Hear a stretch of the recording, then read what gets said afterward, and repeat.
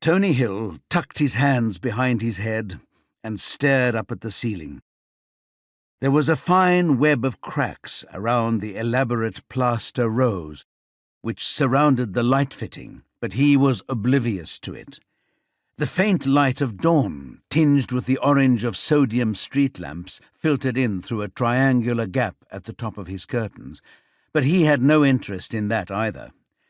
Subconsciously, he registered the central heating boiler kicking in, readying itself to take the edge off the damp winter chill that seeped in round door and window frames. His nose was cold, his eyes gritty. He couldn't remember the last time he'd had a straight night's sleep.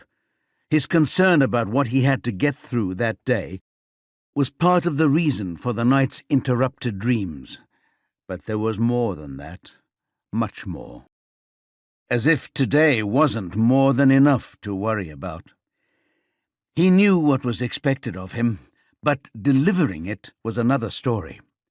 Other people managed these things with nothing more than a short-lived flutter in the stomach, but not Tony. It required all his resources to maintain the facade he'd need to get through the day. In circumstances like these, he understood how much it took out of method actors to produce the fraught, driven performances that captivated their audiences. By tonight, he'd be good for nothing except another vain attempt at 8 hours' sleep.